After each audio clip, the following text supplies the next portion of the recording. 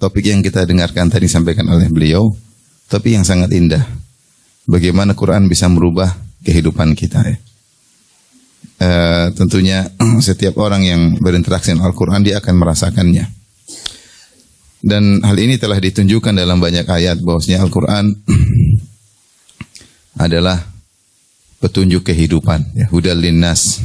Kata Allah Subhanahu wa taala, hudal linnas wa bayyinatin minal huda wal furqan. Jadi Al-Quran adalah petunjuk bagi manusia. Dzalikal kitabu la raiba fihi hudal lil muttaqin. Al-Quran adalah tidak ada kerugian dalamnya dan dia adalah petunjuk bagi orang-orang yang bertakwa. Dan tadi ayat yang sudah disebutkan, ayat yang kalau kita bilang ayat pamungkas yang menunjukkan agungnya Al-Quran, Allah berfirman, Inna hadzal Qur'ana yahdi lillati hiya aqwam. Sungguhnya Al-Quran itu memberi petunjuk kepada jalan yang terbaik. Allah mengatakan aqwam dengan isim tafdhil, yaitu maknanya petunjuk yang terbaik. Artinya kalau kita mau cari prinsip hidup yang terbaik hanya ada di Al-Quran. Mau dibandingkan dengan buku manapun, kitab suci manapun, teori manapun, maka Al-Quranlah yang terbaik bagi orang yang bertakwa mencarinya dan mengimaninya. Al-Quran petunjuk terbaik daripada kitab-kitab suci sebelumnya. Seandainya kitab Taurat tidak mengalami penyimpangan, tetap Al-Quran lebih baik. Seandainya kitab Injil tidak mengalami penyimpangan, tetap Al-Quran yang terbaik. Apalagi telah mengalami penyimpangan. Oleh karenanya, haram bagi kita mencari petunjuk dari kitab-kitab suci sebelumnya setelah ada Al-Quran. Karenanya ketika Umar bin Khattab radhiyallahu anhu membawa lembaran dari kitab suci terdahulu, kemudian Nabi melihat Umar membaca lembaran tersebut, maka Nabi pun marah. Kata Nabi SAW, Amutahawwikuna anta ya ibn al-Khattab. Apa kau masih bimbang wahai Umar? Kenapa perlu mencari hidayah dari atau mencari ilmu dari buku-buku sebelumnya?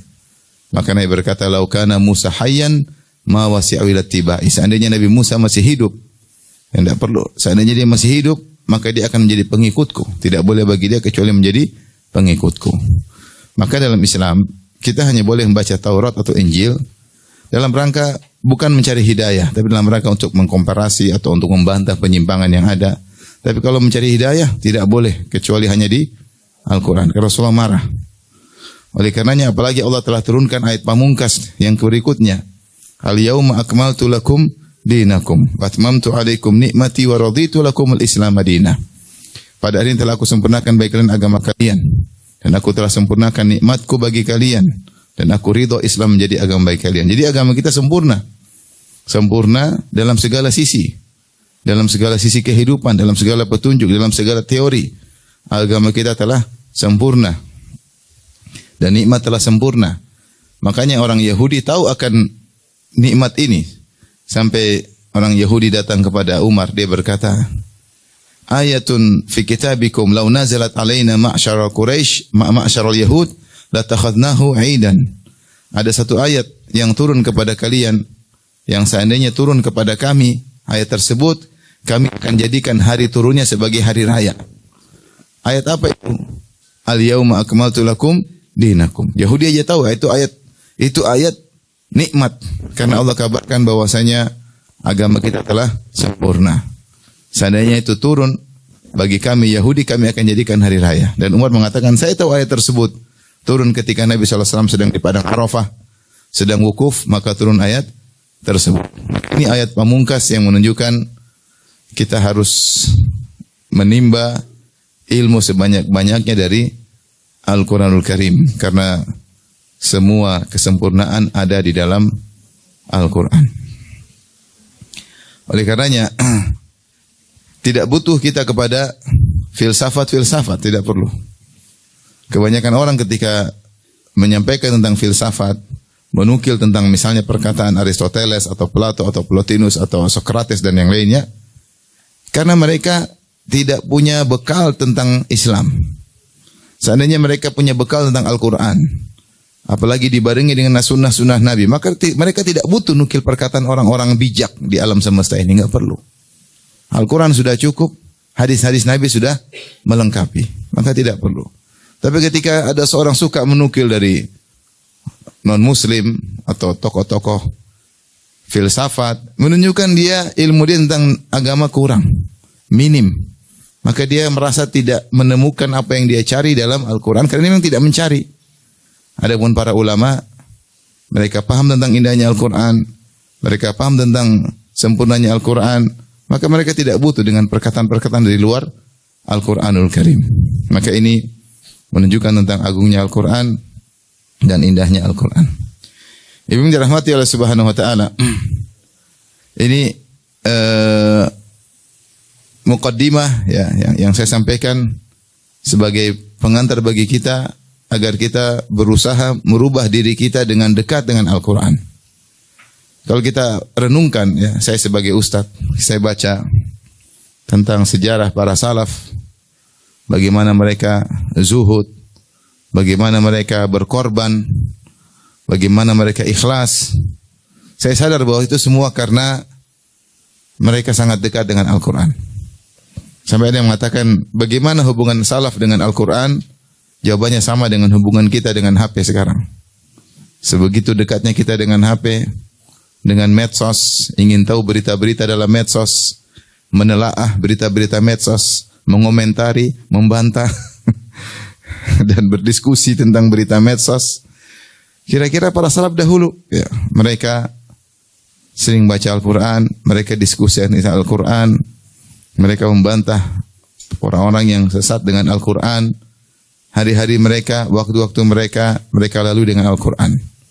Dalam Al-Quran selalu mengingatkan tentang hari akhirat, selalu mengingatkan tentang keikhlasan, selalu mengingatkan tentang ketulusan, sehingga jadilah dampak dari Al-Quran terlihat pada diri mereka yang itu tidak terlihat pada diri kita. Jadi sangat jelas bagaimana pengaruh Al-Quran dalam kehidupan. Dari situ kita harus introspeksi diri, ya, memperbaiki diri, mumpung masih ada umur. Bagaimana interaksi kita dengan Al-Quran harusnya kita perbaiki. Dan cara interaksi dengan Al-Quran adalah alhamdulillah dengan apa-apa yang sudah ibu lakukan. Ya, belajar tajwid itu salah satu interaksi utama. Belajar tajwid dengan baik, kemudian berusaha menghafal ayat-ayat sebisa mungkin, kemudian kalau bisa baca terjemahannya, kemudian kalau bisa baca tafsirnya, kemudian mengamalkannya. Oleh karenanya Fudail bin Iyad rahimahullah berkata, "Innama unzilal Qur'anu liyu'mala bih, fattakhadhan nasu qira'atahu amala." Sungguhnya Al-Quran itu diturunkan oleh Allah untuk diamalkan. Akan tapi manusia mencukupkan dengan membacanya sebagai bentuk amalan. Ini salah satu kritikan yang disampaikan oleh Fudail bin Iyad di zamannya. Bahwasanya beliau mendapati fenomena bahwasanya ada orang-orang yang hanya mencukupkan Al-Quran dengan membaca tanpa mentadaburinya dan tidak mengamalkannya. Maka efek dalam kehidupannya kurang. Ketika hanya membatasi Al-Quran dalam membacanya, berdalam-dalam dalam tajwid, namun tidak melanjutkan. Sungguhnya tajwid hanyalah tahap penting untuk menuju pada tahap berikutnya, bukan tahap akhir. Dia bahkan tahapan awal. Dengan kita paham tajwid, kita jadi senang baca Quran.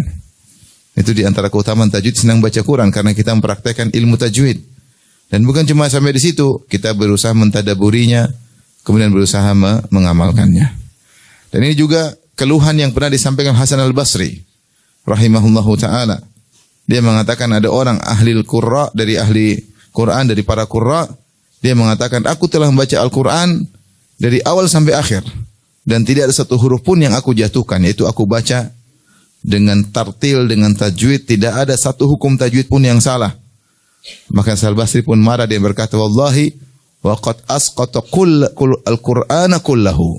Demi Allah, dia telah menjatuhkan Al-Quran seluruhnya. Kenapa? Karena Hasan al-Basri tidak melihat aplikasi Al-Quran tersebut dalam kehidupannya. Fenomena begitu ada. Ada sebagian orang baca Al-Quran, tapi sombong dan angkuh. Karena dia pakar tajwid. Karena sekedar baca saja. Dia tidak menghayati, tidak mentadaburinya. Hanya sebagai bangga-banggaan. hanya sebagai untuk lomba-lombaan, untuk pamer-pamer anaknya, anak saya sudah hafal sekian, hanya untuk membanggakan diri. Oleh karenanya, tidak terlihat aplikasinya dalam kehidupan sehari-hari. Sementara para salaf dulu, para sahabat mereka membaca 10 ayat. 10 ayat mereka hafalkan, mereka amalkan, kemudian mereka lanjut 10 ayat berikutnya. Sehingga tahapan mereka dalam belajar Al-Quran memang lama, tetapi mereka benar-benar membaca, menghafal, menguasai, mengamalkannya dengan luar biasa. Intinya, ibu dirahmati Allah Subhanahu wa taala, kalau kita tidak bisa meraih kesempurnaan bukan berarti kita tidak melakukannya sama sekali. Apa yang sudah ibu lakukan, belajar tajwid, berusaha untuk menghafal sebagian yang bisa dihafal, maka ini kita bersyukur kepada Allah Subhanahu wa taala.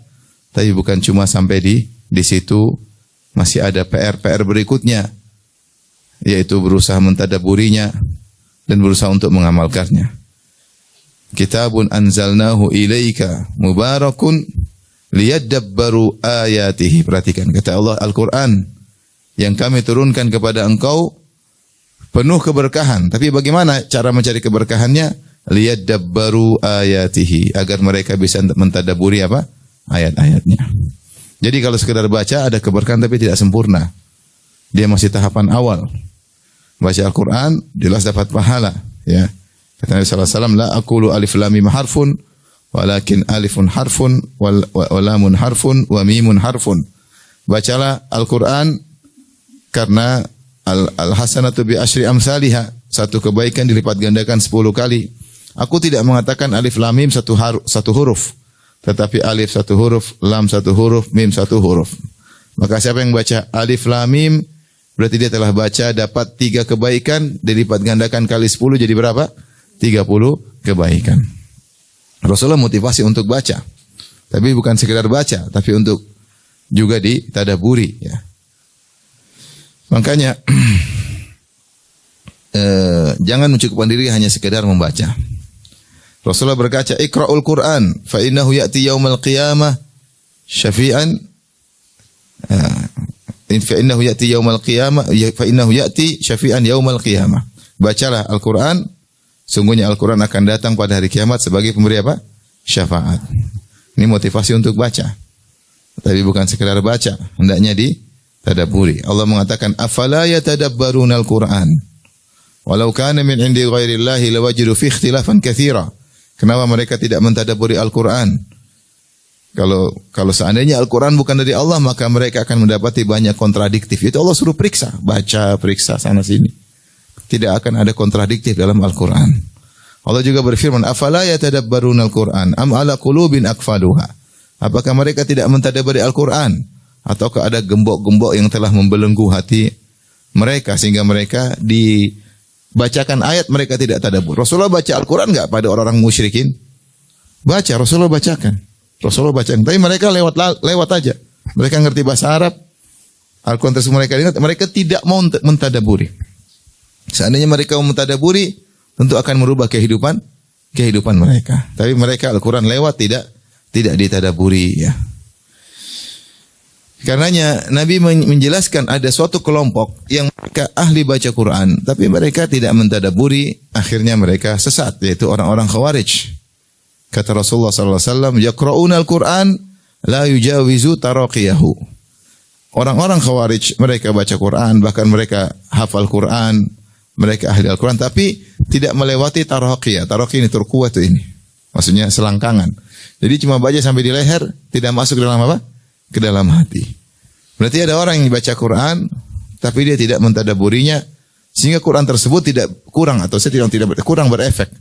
Bahkan ketika tidak ditadaburi, akhirnya memahami dengan seenaknya, jadilah seperti orang-orang Khawarij.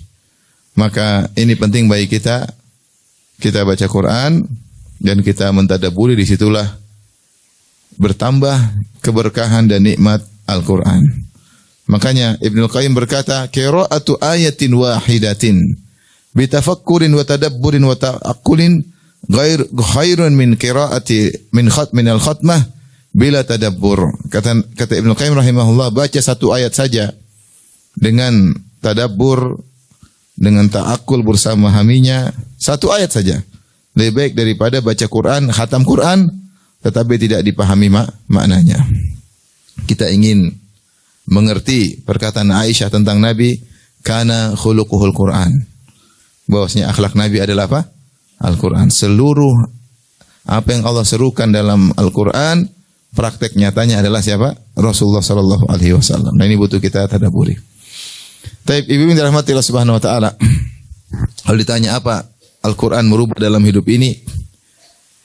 Artinya sedikit yang kita mungkin bisa kita ajak untuk diri pribadi dan juga hadirin hadirat.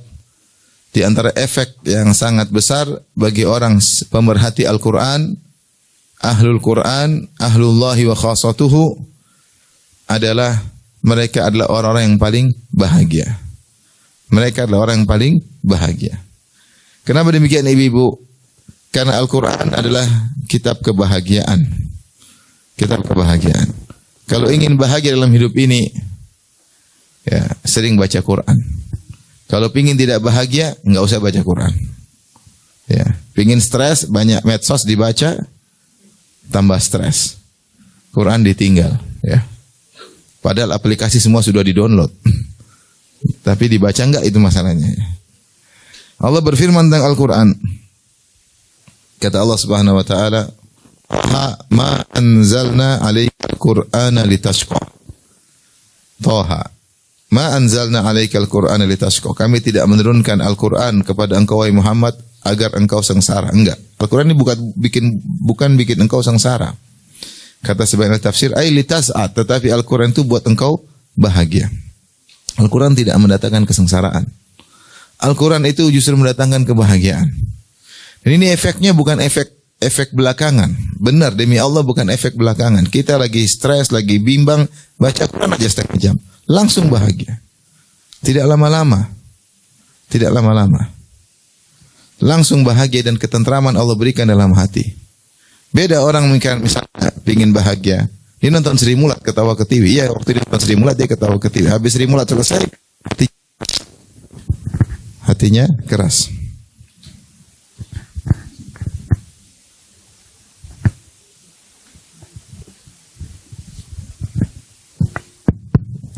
Ingin bahagia, nonton stand up komedi. Iya, ketawa ke TV ketika itu. Coba setelah diberhentikan, hati terasa keras. Ingin bahagia, nonton film box office, film Hollywood, ya, apalagi film Korea. Nonton, benar ada kebahagiaan. Itu bukan kebahagiaan, itu namanya kelezatan. Karena maksiat itu ada kelezatan, benar, tapi tidak bahagia. Begitu kita matikan, hati kita jadi keras. Ada kebahagiaan yang Allah cabut dari hati kita. Kalau seandainya perkara-perkara itu adalah mendatangkan kebahagiaan, tentunya mereka adalah orang yang paling bahagia. Tapi ternyata kan tidak. Betapa banyak di antara mereka yang kemudian bunuh diri, di antara mereka yang stres, di antara mereka yang hancur rumah tangganya, di antara mereka yang narkoba, banyak. Berarti bahagia bukan di situ. Bahagia itu mudah, baca Al-Quran. Baca Al-Quran. Cuma kita sudah ada rahasia kebahagiaan, kita tidak melakukannya. Maka ini benar-benar berdampak dalam kehidupan. Tapi dengan niat baca yang benar. Bukan riya, bukan untuk pamer. Tapi benar-benar karena mencari kebahagiaan. Dan Allah berfirman dalam Al-Quran, ya. Wa nunazzilu minal Qur'ani ma huwa shifaa'u wa rahmatul lil mu'minin. Wala yazidu adh-dhalimina illa khasara. Kata Allah Subhanahu wa taala, kami turunkan Al-Qur'an. Yang Al-Qur'an itu merupakan syifa, obat. Dia adalah obat. Dan kata para ulama, Al-Qur'an adalah obat baik penyakit fisik maupun penyakit batin. Biasanya penyakit batin yang bikin dia tidak bahagia itu penyakit batin, emosional, dendam, suudzon, tidak qanaah, tidak nerimo takdir Allah. Ini kan yang buat kita sengsara. Nah, kalau kita baca Quran, maka penyakit-penyakit itu akan berkurang. Bahkan kalau terus kita mentadabburi Al-Quran, itu akan disembuhkan oleh Allah. Allah yang bilang. Ya. Ya ayuhan nasu qad ja'atkum mau'izatun mir rabbikum wa syifaa'un lima fis sudur wa huda wa rahmatul lil mu'minin. Kata Allah, wahai manusia sekalian, telah datang wejangan dari Rabb kalian, Al-Quran. Ada wejangan-wejangan dalam Al-Quran. Wa syifa'u lima fi sudur, dan penyakit dalam dada manusia. Penyakitnya banyak, penyakit. Ibu penyakitnya banyak enggak? Banyak enggak penyakitnya? Banyak lah, hasad. Lihat ada yang lebih cantik, hasad. Yang lihat tasnya lebih mahal, hasad. Yang lihat rumahnya lebih megah, hasad. Lihat mobilnya lebih bagus, apa? Hasad. Lihat bajunya lebih branded, apa? Hasad. Ibu-ibu paling mudah hasad. Ya. Bapak-bapak juga, cuma ibu lebih parah ya. Penyakit banyak ya hasad. Penyakit dendam. Kalau udah marah, ngambekan sama orang, dendam gak hilang-hilang. Padahal dulu teman dekat, begitu berkelahi sampai mati dendam. Sebagian wanita seperti itu. Apa? Dulunya teman paling dekat, ketika bertengkar jadi paling dendam. Sampai kapan? Sampai mati. Penyakit hati. Ibu-ibu. Apalagi penyakit ibu hati? Ibu. Duniawi. Duniawi, lihat inilah, lihat anulah, pingin inilah, pingin anulah. Pingin beli inilah. Mobil suruh gantilah, tas gantilah. Beli sepatu gantilah, dompet gantilah, HP ganti. Suaminya yang pusing suruh ganti-ganti terus. Lama-lama ya kamu juga diganti, mau nggak? Maksudnya penyakit itu banyak. Gimana mau sembuh dengan baca apa? Al-Quran. Tapi dengan tadabbur, bukan baca aja. Baca aja udah lumayan, udah alhamdulillah. Kita punya sempat waktu baca saja sudah alhamdulillah. Subhanallah, pasti Allah kasih bahagia. Pasti, nggak mungkin nggak. Allah udah janjikan. Wa syifa'u lima fis sudur. Maka kata para ulama, kalau baca Quran di antara niatnya selain untuk dapat pahala qiraah, yang alif dapat 10 pahala, lam alif lam mim 30 pahala.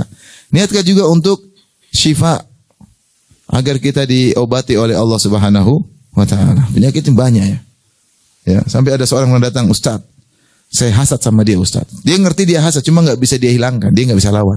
Saya hasad. Ya lawan, sudah tahu hasad, ya enggak bisa. Karena dia tidak bisa mengontrol hatinya. Tidak semua orang bisa mengontrol apa? Hatinya. Maka di antara cara agar kita bahagia dan ini teraplikasikan dalam hidup kita, merasakan efeknya langsung tidak tertunda, adalah baca Al-Quran. Oleh karenanya, Nabi sendiri begitu bahagia ketika turun ayat-ayat Al-Quran. Nabi ketika pergi ke Jabal Nur, ke Gua Hira, kemudian Nabi berusaha merenungkan tentang keagungan Allah. Dia bingung apa peristiwa yang dia alami selama ini. Dadanya dibelah, kemudian dibelah, dimasukin, dijahit lagi, jantungnya dibersihkan. Dia heran melihat kejadian tersebut. Kemudian dia kalau jalan tahu-tahu di batu ada di Mekah, ngucapin salam, "Assalamualaikum Muhammad." Dia mengatakan, "Inilah a'lamu hajaran bi Makkah kana yusallimu alayya qabla an ub'ats wa inilah ariful an." Dulu ada batu saya tahu di Mekah, kirim salam, menyalami saya sebelum saya jadi nabi, dan sampai sekarang saya tahu mana batu tersebut. Maksudnya banyak kejadian aneh-aneh yang Rasulullah apa? Rasakan. Dan ini ada apa ini sehingga dia ingin dekat dengan Allah. Sampai tiba-tiba malaikat Jibril datang memeluknya sampai dia tidak bisa bernapas, hatta balagha banil jahdu, sampai Rasulullah susah bernapas. Tsumma arsalani, Rasulullah lepas lagi, malaikat Jibril lepas lagi. Malaikat Jibril berkata, "Iqra, bacalah." Kata Rasulullah SAW, "Ma ana biqari," saya tidak bisa baca sama sekali. Faghattani, maka dia peluk aku lagi. Hatta balagha minil jahdu, sampai aku susah bernapas. Tsumma arsalani, kemudian aku dilepaskan lagi pelukannya, dan malaikat berkata lagi, "Iqra, bacalah." Kata Rasulullah SAW, "Ma ana biqari," aku sama sekali tidak bisa baca. Sampai 3 kali, baru kemudian malaikat Jibril mentalqilkan, "Iqra bismi rabbikal ladzi khalaq, khalaqal insana min 'alaq, iqra wa rabbukal akram, alladzi 'allama bil qalam, 'allamal insana ma lam ya'lam." Subhanallah. Situlah ayat pertama ini berbicara langsung tentang Tuhan. Iqra bismi rabbikal ladzi khalaq. Bacalah dengan menyebut nama Tuhanmu yang telah menciptakan. Ya. Alladzi khalaqal insana min 'alaq, yang menciptakan manusia dari darah ya. Kemudian Iqra wa rabbukal akram. Bacalah dan Tuhanmu lah yang paling dermawan, yang paling baik. Subhanallah. Langsung Allah mensifati dirinya dengan wa rabbukal akram.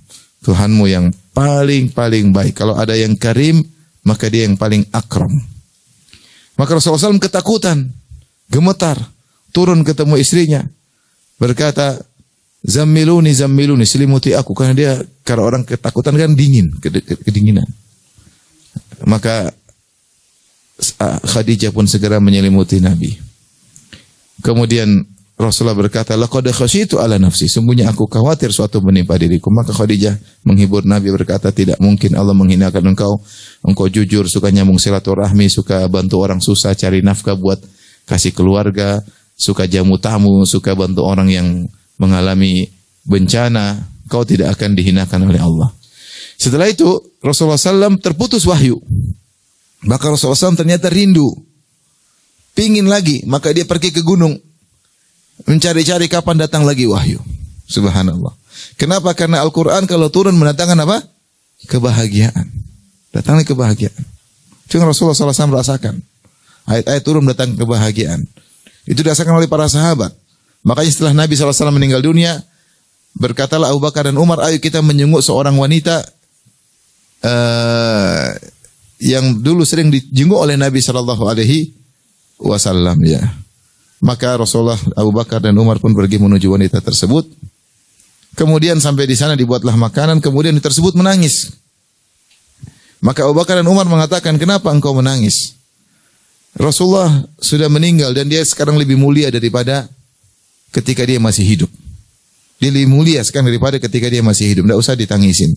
Maka wanita ini berkata, ya, bahwasanya saya menangis bukan karena Nabi, itu saya tahu. Tapi saya menangis karena setelah Rasulullah meninggal, wahyu terputus. Wahyu terputus. Kenapa mereka merasa bahagia ketika turun ayat-ayat Al-Quran? Ayyukum zadatu hadhihi imana. Kalau turun ayat ditanya, siapa yang tambah iman dengan ayat ini? Orang beriman, kami bertambah iman dengan semakin banyak turun ayat-ayat Al-Quran. Jadi para sahabat dahulu mereka benar-benar menanti turunnya ayat. Kalau datang ayat mereka bertambah iman. Datang ayat mereka semakin apa? Bahagia. Mereka benar-benar mengetahui tentang agungnya Al-Quran sehingga mereka benar-benar berinteraksi dengan Al-Quran karena Al-Quran benar-benar sebab kebahagiaan. Itu yang hilang dari kita. Kita menganggap Al-Quran ya sekedar kitab suci, tapi kita tidak mengaungkannya sebagaimana mestinya. Kita tidak menjadikan Al-Quran sebagai sebab kebahagiaan kita. Saya sering bilang bahagia itu mudah. Bangun sebelum subuh, solat malam, bacaan Quran dalam solat malam, pasti bahagia, nggak mungkin nggak. Kalau nggak bisa solat malam karena nggak punya hafalan, ya udah baca Quran aja, nggak harus solat malam. Bangun tidur baca Quran, sampai ngantuk lagi tidur lagi nggak ada masalah. Tapi pasti apa? Bahagia. Apalagi kalau ternyata dibaca sambil berusaha cari maknanya. Ya para hadirin yang hadirat subhanahu wa ta'ala. Allah turunkan ini firman-Nya, bukan firman sembarang orang. Allah turunkan surat-surat melalui malaikat Jibril, melalui Nabi Muhammad SAW untuk kita. Apa kita tidak penasaran pengen tahu apa maksud Tuhan menurunkan ayat-ayat ini? Untuk agar kita kebahagiaan. Tuhan bilang ini Tuhan, ini adalah kitab kebahagiaan. Kita pengen tahu bahagia bagaimana? Kita belajar. Kalau ada kira-kira gampangannya, kalau ada raja kirim surat sama kita pengen tahu nggak? Pengen lah, ini apa maksudnya raja ini? Suraja, walillahil matsalul a'la, apalagi bagi Allah perumpamaan yang lebih tinggi, bagaimana lagi yang kirim surat adalah Allah Subhanahu wa taala. Maka di antara yang langsung berdampak dari Al-Qur'an dalam kehidupan ini adalah kita akan langsung bahagia. Kita akan langsung apa? Bahagia. Kebahagiaan dari mana? Kita nggak tahu. Itu rahasia Allah. Tiba-tiba Allah kasih bahagia gitu aja. Allah kasih bahagia. Kenapa? Karena bahagia tempatnya di mana? Di qalb, di hati. Di kalbu kita. Yang menguasai hati kita siapa? Allah Subhanahu wa taala. Al-qulubu baina usbu'aini min asabi'ir rahman. Hati itu berada di antara dua jemari Allah Subhanahu wa taala. In syaa aqamaha wa in syaa azaghaha. Kalau Allah ingin luruskan jadi lurus. Kalau Allah ingin menyimpang jadi menyimpang. Ya. Allah mengatakan Allah adalah adhaka wa abaka.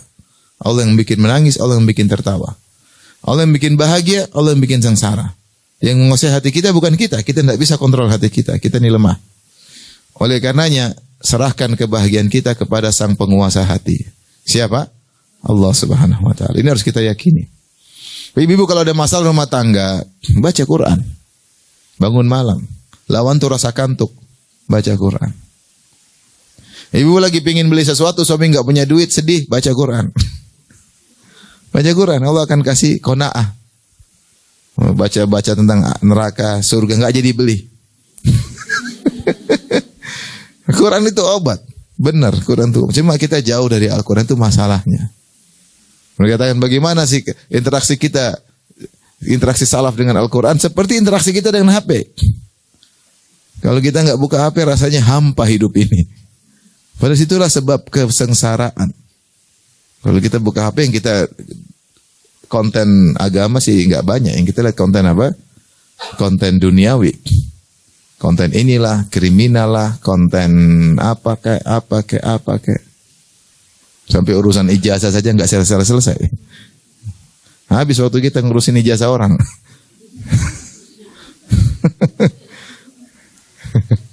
Benar atau tidak? Benar ya.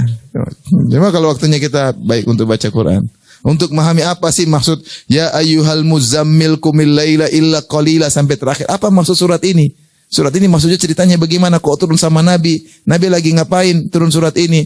Terus apa isinya? Terus apa praktek Nabi, aplikasi Nabi dalam surat ini? Oh, situ bahagia luar biasa. Cuma kita nggak lakukan. Itu masalahnya. Kita nggak lakukan. Jadi kalau tanya apa merubah kehidupan? Jelas merubah kehidupan. Cuma kita tidak membacanya, tidak mentadabburinya. Tapi ini salah satu, maksudnya secara umum bahwasanya Al-Quran itu mendatangkan kebahagiaan. Yang kedua, ibu yang dirahmati Allah Subhanahu wa taala. Bahwasanya Al-Quran menjadikan kita bersabar dalam hidup ini. Kita ini hidup diuji, darul ibtila. Dan semakin beriman semakin diuji. Benar. Makanya semakin beriman semakin banyak ujian. Semakin banyak ujian. Cuma ada yang baru diuji sedikit merasa ujiannya besar. Ada orang diuji banyak dia diam-diam aja. Ada orang diuji sedikit langsung bikin status, kan ada. Bikin status atau rubah status. Tahu-tahu bikin status gambar jantung terbelah dua. Ada apa Jadi ada orang mau jantung terbelah 3, terbelah 4, dia cuek aja. Dia sabar. Jadi sungguhnya di banyak orang-orang yang mereka jauh lebih beriman daripada kita dan mereka ujiannya lebih besar, cuma mereka diem. Mereka diem.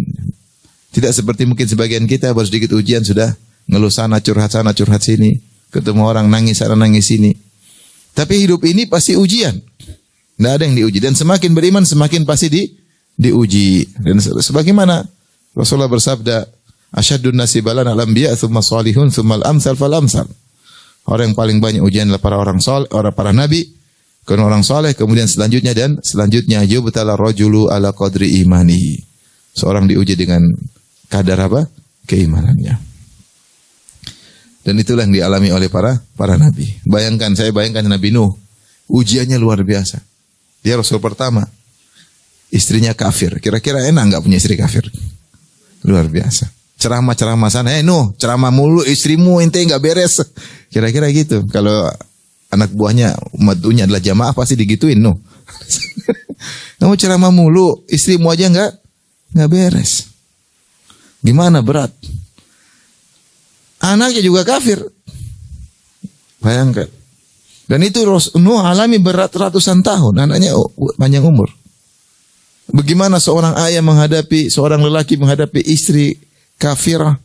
Ada anaknya kafir, buah hatinya. Dan itu mungkin paling tidak berpuluh-puluh tahun. Kalau mungkin ratusan tahun. Sampai di detik-detik terakhir Nuh alaihissalam masih merayu anaknya agar masuk Islam. Dia mengatakan, ya bunayyarkam ma'ana. Sudah ombak besar. Nuh bilang, dia bilang, kafir. Makanya Abi kasih tahu enggak mendengar, enggak. Dia bilang, ya bunayya wahai putraku, ayo naik dulu. Wala takum ma'al kafir. Jangan ikut-ikut orang kafir. Ayo naik. Yang penting kau naik dulu nanti kita diskusi. Anaknya langsung ngeyel, sa'awi ila jabali ya'simuni minal ma'. Enggak. Saya akan sampai puncak gunung yang selamatkan aku dari apa? Dari ombak ini. Qala la asimal yauma min amrillah illa man rahim. Enggak ada yang selamat kata Nuh. Masih mau dibilang, tahu-tahu hala bainahumal mauju fakana minal mughraqin, tahu-tahu ada ombak, anaknya tenggelam. Nuh sedih luar biasa. Sampai saking sedihnya dia minta sama Allah, ya inna wa'dakal haq, inna bani min ahli. Ya Allah, ini dari keluargaku. Dia masih pingin ada kebaikan buat anaknya setelah anaknya mati kafir. Saking sayangnya kepada anaknya. Allah tegur, ya Nuh innahu laisa min ahlika innahu amalun ghairu salih. Fala tas'alni ma laisa laka bihilm inni a'idzuka an takuna minal jahilin. Wahai Nuh, itu bukan keluargamu. Dia telah melakukan kekafiran. Maka jangan kau doa kepada aku yang kau tidak minta sesuatu yang kau tidak punya ilmu tentangnya. Aku nasihati engkau jangan sampai kau menjadi orang yang jahil, wahai Nuh. Subhanallah. Kenapa Nabi Nuh sampai seperti itu? Karena dia sayang sama apa? Anaknya. Maksudnya ujian luar biasa. Terus menghadapi kaum yang ratusan tahun sampai Nuh dihina-hina, kakek, anak, cicit, buyut, cacat, bebet, apa semua, kumpul semua. Setiap keturunan datang untuk menghina Nabi Nuh. Wa kullama marra alaihi mala'un min qaumihi sakhiru min. Qala in taskharu min. Kata setiap ada sekelompok orang lewat Nabi Nuh diajak. Maksudnya kita kalau baca kisah Nabi Nuh alaihissalam, subhanallah, diuji dengan kita yang ujian tidak ada apa-apanya. Makanya Allah turunkan kisah Nabi Nuh ketika Nabi masih di Mekah. Kisah surat Hud tentang kisah Nabi Nuh, kemudian juga surat Nuh itu namanya surat Makkiyah. Surat Makkiyah itu apa? Surat yang turun ketika Nabi masih di Mekah. Sudah belajar belum? Yang benar. Turun ketika Nabi masih di Mekah. Dan ketika Nabi masih di Mekah, Nabi masih dihina-hina, para sahabat banyak yang dibunuh, disiksa. Tapi Allah suruh bersabar. Ketika Allah sebutkan tentang surat kisah Nabi Nuh yang begitu, bagaimana sabarnya Nabi Nuh berdakwah sampai 950 tahun, dihina-hina, ya sampai dirajam oleh kaumnya. Allah mengatakan, "Dzalika min amba'il ghaibi nuhihi ilaik." Ma kunta tilka min amba'il ghaibi nuhiha ilaik. Ma kunta ta'lamuha anta wala qaumuka min qabli hadha. Fasbir innal aqibata lil muttaqin. Inilah berita gaib yang kami bacakan kepada engkau. Itu kisah Nabi Nuh alaihissalam. Kau tidak tahu sebelum tentang kisah ini. Dan kaummu juga tidak tahu tentang kisah Nabi Nuh. Cuma ini masa lalu yang saya ceritakan kepadamu. Buat apa? Fasbir, sabarlah. Innal aqibata lil muttaqin. Sungguhnya kesudahan yang indah bagi orang-orang yang bertakwa. Jadi kalau kita dalam hidup ini diuji, kita baca kisah-kisah, subhanallah, kita ini nggak ada apa-apanya. Apalagi kalau ibu baca kisah Nabi Yusuf, aduh, kisahnya luar biasa. Tapi akhirnya happy ending. Sehingga kalau kita baca kisah seperti itu, membuat kita tegar. Buat kita tegar, karena kita nggak bisa sabar kecuali Allah yang bikin sabar. Allah berkata, wasbir wa ma sabruka illa billah. Bersabarlah, kau tidak bisa sabar kecuali Allah yang kasih apa? Sabar. Bagaimana Nabi Yusuf bisa husnudzon kepada Allah puluhan tahun? Itu yang saya nggak habis pikir. Dia kan diuji puluhan tahun. Minimal pendapat mengatakan 15 tahun, ada yang mengatakan 40 tahun, ada yang mengatakan 80 tahun. Sejak dipisah dari ayahnya sampai ketemu lagi setelah jadi bangsawan, ada khilaf. Ada yang bilang 15 tahun, ada yang bilang 40 tahun, ada yang bilang 80 tahun. Dan selama itu dia husnudzon kepada Allah Subhanahu wa taala. Husnudzon. Ini tidak tahu bagaimana dia dicemburui oleh kakak-kakaknya, bagaimana dia dipisahkan dari ayahnya, bagaimana dimasukkan dalam sumur, dijual jadi budak.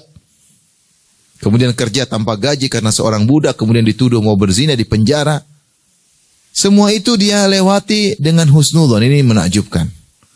Makanya ketika akhirnya dia jadi bangsawan, terus dia bongkar katur di depan kakak-kakaknya, mereka berkata, "A'innaka la anta Yusuf." Ketika Yusuf membuka menunjukkan mengatakan, qala hal alimtum ma fa'altum bi Yusuf wa akhihi id antum jahilun. Kalian masih ingat enggak apa yang kalian lakukan kepada Yusuf dan saudaranya Binyamin ketika kalian masih jahil? Mereka lihat lagi, Yusuf.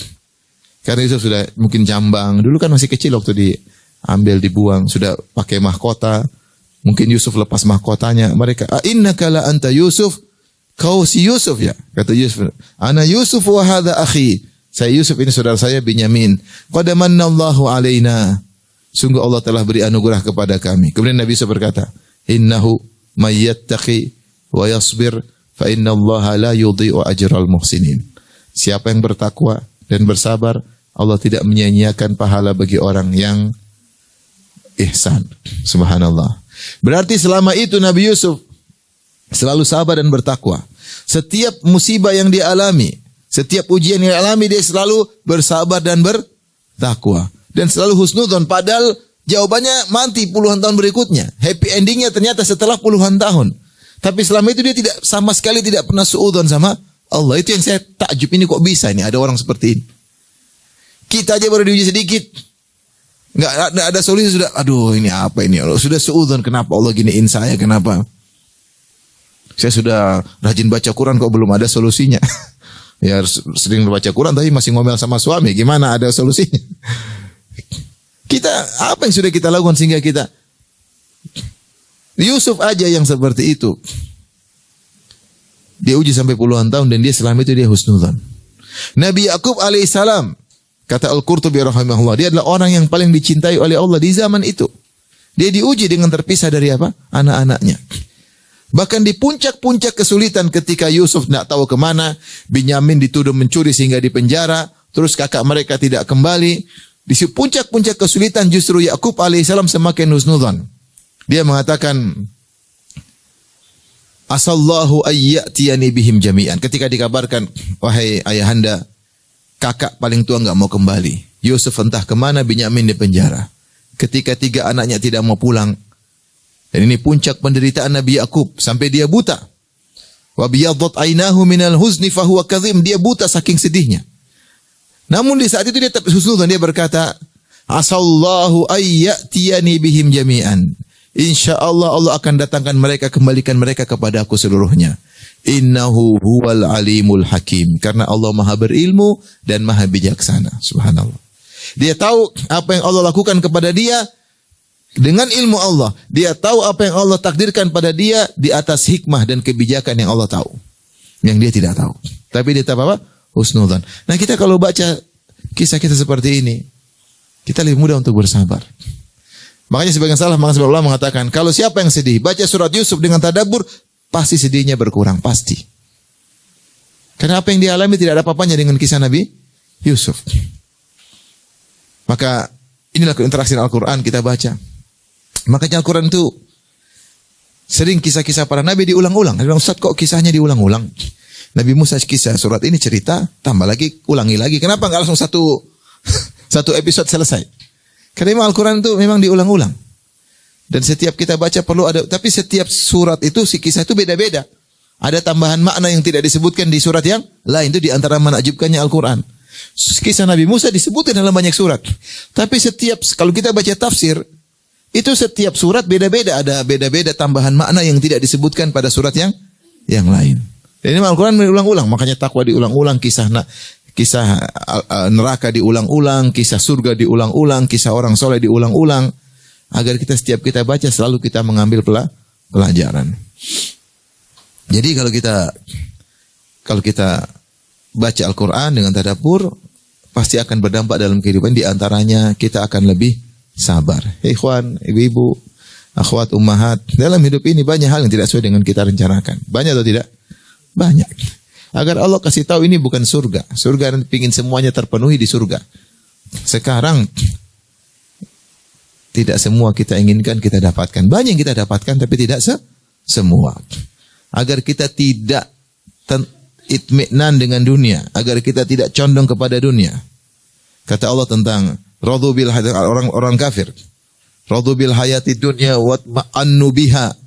Sungguhnya orang-orang innalladzina yarjuna liqa'ana, sungguhnya orang yang tidak berharap bertemu dengan kami.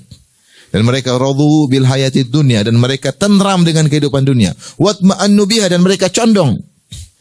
Itu orang kafir karena senang dengan dunia, senang dunia, tidak mau mati. Lupa bahwasanya ada alam berikutnya. Maka Allah kasih dalam hidup ini kecobaan, kesedihan, agar seorang tahu hidup ini cuma apa? Sementara. Dan dia merindukan sesuatu yang sempurna. Sempurna itu hanya ada di surga kelak. Nah, coba kalau ibu-ibu semua, ibu-ibu misalnya cantik, kaya, muda terus, kurus terus, nggak pernah gembrot. Terus semua lengkap, nggak mau mati. Ya, semua mobil mewah, tas branded semua. Ya, semua lengkap. Kalau emas banyak seperti toko emas jalan kalau keluar. Dia mana mau mati, nggak mau mati. Karena nyaman di puncak kenyamanan sehingga itminan, ridho dengan kehidupan dunia. Kalau gitu lupa akhirat. Tapi Allah kasih teguran, kasih musibah, kasih penyakit, ini kasih kesengsaraan sehingga kita tahu bahwasanya dunia ini hanyalah apa? Sementara.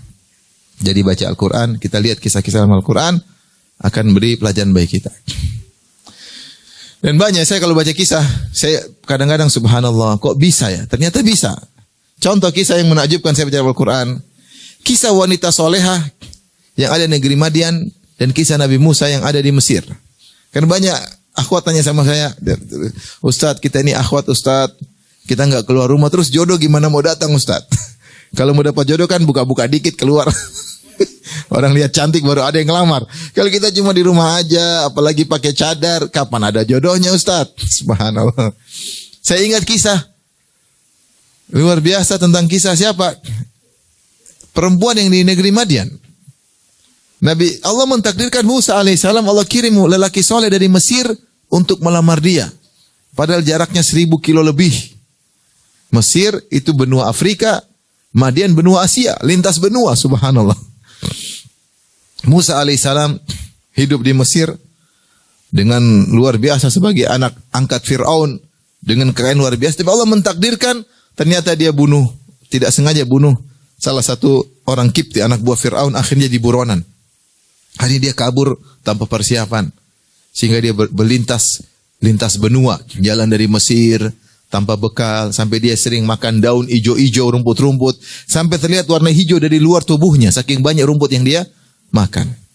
Sampai dia tiba di negeri Madian. Madian itu ada dua pendapat. Ada yang mengatakan Madian letaknya adalah di Yordan, ada juga Madian. Ada yang mengatakan Madian letaknya adalah di Tabuk, di kota Al-Bida. Itu di Saudi Arabia. Intinya di benua Asia. Saudi kan di Syam di benua Asia, lintas benua. 1000 kilo lebih dia berjalan. Ternyata sampai sana dapati sumur. Walamma warada ma'a Madyan wajada alaihi ummatan minan nasi yaskun wa wajada min dunihim imra'ataini tadhudan. Orang-orang lagi di sumur, lagi ambil air.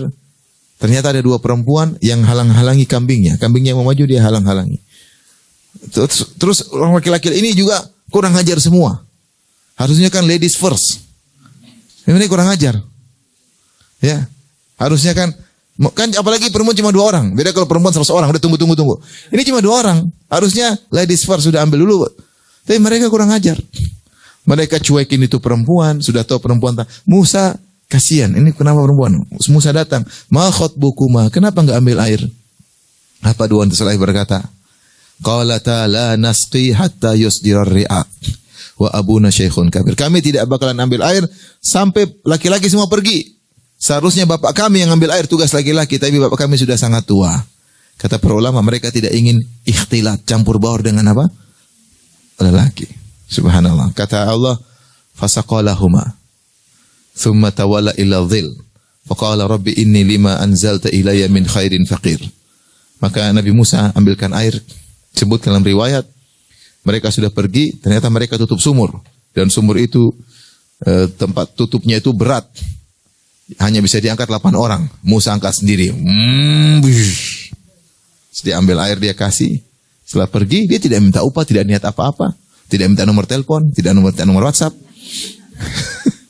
Mereka pergi, Musa terus berbaring di bawah pohon. Lapar dia. Tidak ada yang jamu dia, siapa, nggak ada yang dia kenal. Tidak jamuan sama siapa, dia sudah di situ dekat-dekat, nggak ada yang jamu. Maka dia berdoa kepada Allah, inni lima anzalta ilayya min khairin fakir. Ya Allah, sungguhnya aku fakir selalu kepada kebaikan yang kau berikan kepadaku. Dan ini di antara khususan Musa. Jadi Musa alaihissalam, ini hadis makna doa ini. Ini lima anzalta ilayya min khair. Jadi lima anzalta fi'il madhi, menunjukkan past tense, telah lalu. Yaitu ya Allah, sungguhnya apa yang kebaikan yang kau berikan kepadaku biasanya. Fakir dengan isim fa'il atau sigha mubalaghah bismil fa'il. Maknanya fakir, yaitu aku senantiasa butuh kepada kebaikan yang selama ini kau berikan kepada aku. Musa alaihissalam husnudzon. Dia berkata, sebagaimana biasanya kau baik kepadaku ya Allah, kebaikan terus aku selalu menanti. Dia husnudzon, Allah baik, kan selama ini saya dibaikin. Ini juga akan dibaikin sama Allah. Itulah di antara doa para nabi, mereka husnudzon dan mereka ingat kebaikan Allah sebelumnya. Akhirnya dalam sebagian para salaf mengatakan Musa minta roti, lapar dia. Lagilah lapar. Akhirnya dia diundang makan. Subhanallah, akhirnya bapak orang tua yang bapak dua wanita tadi nawarin putrinya, "Inni uridu an unkihaka ihda banatayya hataini ala an ta'jurani thamaniya hijaj. Wa in atmamta 10 famin indik. Wa ma uridu an asyqa 'alaik. Satajiduni insyaallah minas salihin." Qala dzalika bainu wa bainak ayyamal ajalaini qadaitu fala udwana 'alai. Wallahu 'ala ma naqulu wakil. Maka akhirnya calon bapak mertua berkata, "Wahai Musa, saya ingin nikahkan kau dengan salah satu dari dua putriku tersebut. Dengan syarat kau jadi kerja kebun selama 8 tahun. Kalau kau sempurnakan 10 tahun terserah engkau. Insya Allah kau akan dapati aku orang yang soleh, yaitu aku akan baik." Musa berkata, "Ya ini antara aku dengan engkau. Saya mau 8 tahun, 10 tahun terserah saya. Apa yang saya pilih 8 atau 10 tahun tidak ada tuntutan lebih dari itu. Dan Allah menjadi saksi atas perjanjian kita." Subhanallah, Musa akhirnya menikah dengan wanita solehah tersebut. Sebelumnya Allah sebutkan ketika Musa masih lagi kelaparan di bawah pohon, orang tua tadi ngirim putrinya. Kata Allah, "Faja'atu ihdahuma tamshi ala istihya." Datanglah wanita salah satu dari dua tadi datang menuju Musa dengan tersipu-sipu malu. Ya, disebutkan oleh ahli tafsir, Musa lihat dari jauh. Ada cewek, ada akhwat. Langsung tuh akhwat tutup wajahnya. Padahal ketika itu di zaman itu wajah tidak bukan syariat jilbab mungkin, tapi dia karena malu sama Musa dia tutup. Kemudian akhirnya jalan sama Musa, berjalan ala istihya, jalan dengan penuh malu-malu. Bahkan cara jalannya pun menunjukkan dia tersipu malu. Akhirnya Musa bilang, kau di belakang, saya di depan. Jadi Musa jalan depan, kalau belok kanan si akhwat lempar kerikil sebelah kanan, kalau belok kiri si akhwat lempar kerikil sebelah kiri. Jadi jalan bukan berdua ya. "Ukhti di mana rumahnya? Jauh enggak?" "Abi bagaimana Abi?" Kira-kira enggak ada gitu. Subhanallah. Musa depan, akhwat di belakang. Kalau perempuan depan khawatir, Musa ngelihat lekuk tubuhnya, Musa enggak mau. Subhanallah, akhirnya Musa begitu. Maksud saya, ini akhwat jauh. Dari Sabang sampai Merauke jauh. Ternyata Allah takdirkan bertemu. Maksudnya tidak ada yang tidak mungkin. Kalau seorang bertakwa kepada Allah salehah, pasti ada solusi. Meskipun terpisah dengan antar benua, tapi Allah takdirkan pasti apa? Ketemu. Maksudnya ini kita dapati dalam pelajaran Al-Quran sangat banyak. Maka benar kata Allah Subhanahu Wa Taala, "Inna hadzal Qur'ana yahdi lillati hiya aqwam." Sungguhnya Al-Quran menunjukkan kepada jalan yang terbaik. Semua solusi terbaik ada di Al-Quran. Di antara pelajaran-pelajaran Al-Quran yang terbaik dikumpulkan oleh Syekh Umar Al-Muqbil ya dalam kitabnya Khamsuna Qaidah ya, 50 kaidah tentang kehidupan, dan saya sudah ceramahkan, bahkan saya tambah beberapa kaidah yang lain ya tentang kaidah kehidupan dari Al-Quran terkait dengan kehidupan pribadi pun masyarakat. Saya anjurkan kepada ibu-ibu untuk baca buku tersebut dan juga boleh dengar kajian saya karena saya syarah 50, bahkan saya tambah 3 kaidah dan mungkin saya akan tambah lagi karena Al-Quran penuh dengan kaidah. Kaidah itu penting dalam kehidupan kita. Sehingga kita menjalani kehidupan dengan tentram, dengan sabar, karena namanya ujian akan terus ada. Oleh karenanya ini di antara bukti bahwasanya Al-Quran bisa merubah kehidupan seseorang. Oleh karenanya kalau kita sering baca Quran, Allah akan beri keberkahan, dan keberkahan itu kebaikan yang sering tidak kita duga. Yang sering tidak kita duga. Saya sering sampaikan kisah, ada kawan, dia S3 Amerika, bidang pendidikan. Dia datang ke rumah ngobrol. Dan dia pernah, karena dia pakar bahasa Inggris, dia pernah disuruh oleh seorang ustadz menerjemahkan Al-Quran dari awal sampai akhir bahasa Inggris. Akhirnya dia terjemahkan. Ketika dia terjemah Al-Quran tidak mudah nerjemah. Terpaksa dia baca tafsir-tafsir. Sehingga seluruh ayat dari ayat 1 sampai ayat terakhir dia pernah baca tafsirnya. Dari situ dia bilang ini Quran luar biasa. Maka sejak itu dia bilang saya suruh anak saya tiap hari harus baca Quran. Dan saya punya anak tidak pernah saya tanya tentang bagaimana pelajaranmu di sekolah. Padahal dia pakar pendidikan. Saya cuma tanya hari ini sudah baca Quran belum? Itu yang saya tanya. Ternyata anak saya murid-murid teladan. Maksud saya, dia bilang saya tidak peduli anak saya mau tinggal kelas, mau apa saya tidak peduli. Yang penting saya tanya hari ini kau sudah baca Quran belum? Kenapa saya begitu Ustaz? Karena saya itu Al-Quran ternyata luar biasa. Karena saya pernah baca tafsirnya dari awal sampai apa? Akhir. Maka ternyata ketika dia yakini ada kebenaran Al-Quran, Allah akan buka banyak kebaikan yang dia tidak duga. Maka dekatkanlah diri kita dengan apa? Al-Quran. Ibu-ibu jangan suka baca medsos.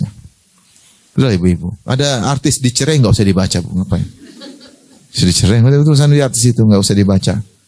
Ibu ada akhwat, ada artis suaminya meninggal, ibu pada menangis semua. Padahal suami orang yang meninggal pada nangis. Suami sendiri diomelin, gimana ceritanya? Ini suami orang menangis, mati dia menangis. Suami sendiri di rumah diomelin.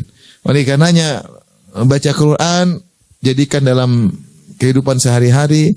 Jangan lupa sholat malam, jangan lupa baca Quran, ada target wirdul yaumi. Enggak usah banyak-banyak, saya enggak suruh baca banyak-banyak. Saya bilang seperempat juz per hari, oke lah itu sudah luar biasa.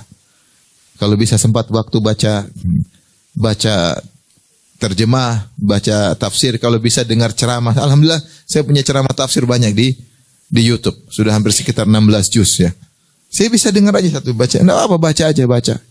Dengar. Situlah kita berinteraksi dengan Al-Quran. Kita bilang, ya Allah saya ingin dekat dengan Quran ya Allah. Saya ingin memahami firman-firman-Mu. Ketika kita niat untuk memahami ayat Allah, insya Allah kasih keberkahan dalam hidup ini. Benar hidup kita banyak ujian, tapi insya Allah kita bisa lewati.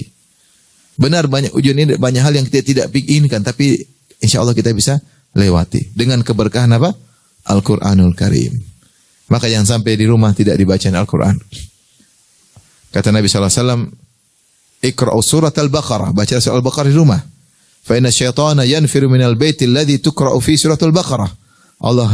Syaitan lari di rumah yang dibacakan surat apa? Al-Baqarah. Ini rumah tidak pernah baca Al-Quran. Film Korea diputar di rumah. Syaitan datang semua. Syaitan datang. Ya. Ada film Korea. Akhirnya maksiat, musik-musik di rumah. Ya repot. Gimana mau berkah? Bagaimana mau berkah di rumah? Ya. Demikian saja mungkin yang bisa saya sampaikan. Teori banyak ibu-ibu ya. Yang penting praktek. Yang penting apa? Praktek. Semoga Allah mendekatkan kita dengan Al-Quran. Semoga kita menjadikan ahli Al-Quran wa khasatuhu. Semoga Allah Subhanahu wa taala membuat kita cinta dengan Al-Quran, rindu membaca ayat-ayatnya. Kita baca di siang hari maupun di malam hari. Semoga Allah menjadikan kita hamba-hambanya yang rindu untuk sholat malam. Yang gelisah kalau tidak bisa bangun malam. Semoga Allah menjadikan Al-Quran memberi syafaat bagi kita semua pada hari kiamat kelak. Demikian ibu-ibu yang dirahmati Allah Subhanahu wa taala.